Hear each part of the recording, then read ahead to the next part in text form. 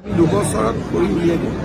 মানে কিছুমানে sir oppose কৰি আছে যে ইয়াত তেওঁলোকে অপোজ যিটো কৰিছে কৰিডৰ শব্দটোত ভয় খাইছে। কৰিডৰ বুলি কোনো বস্তু নাই, ৰাস্তা এটা বনিব। বৰ্তমান যিটো ৰাস্তা আছে দোকান কেইখন বাদ দি ৰাস্তাটো ডাঙৰ হ'ব, দোকান কেইখন নতুনকৈ বনাই দিয়া হ'ব। সৰু কথা এটা, মানুহে ভাবিছে কৰিডৰ মানে কিবা অদ্ভুত কিবা এটা বনাব গৈ আছে। ইয়াত একোতো অদ্ভুত নহয়। যিটো PWD ৰাস্তা আছে তাৰ ওপৰত বৰষুণ যাতে নপৰে তাৰ কাৰণে টিংপাত কেইখনমান।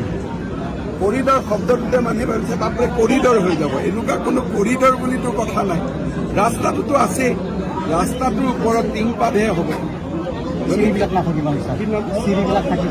চিৰিবিলাক থাকিব, খটখটি থাকিব, চব একেই থাকিব, কোনো পৰিৱৰ্তন নহয়। খালি ওপৰত টিং চালি কেইখন লাগিব, ইমানেই। কৰিডৰ মানে বেলেগ কথাটো একো নাই।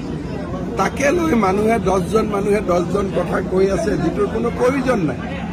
দোকান কেইখন উঠিব, এটা কৰিডৰ বনিব, কৰিডৰতে দোকান কেইখন ধুনীয়াকৈ পকাৰ হৈ যাব, দোকান কেইখন ধুনীয়া লাগিব, ওপৰত টিংপাত লাগিব, ইমানেই কৰিডৰ। কোনো 6-5টা ঘৰ ভাঙিব, তেওঁলোকক ৰাস্তাটো যিখিনি বহল কৰোঁতে মাজত আহে, তেওঁলোকৰ লগত আমি আলোচনা কৰি আছোঁ।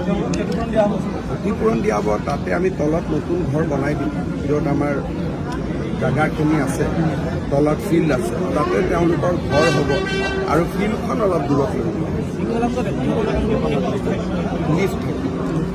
লিফ্টেদি বিকলাংগ দিব্যাংগ ব্যক্তিসকল আহিব।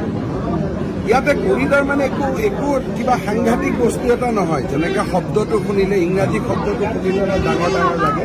ভাল ৰাস্তা এটা হ'ব, ইমানেই। Thank U.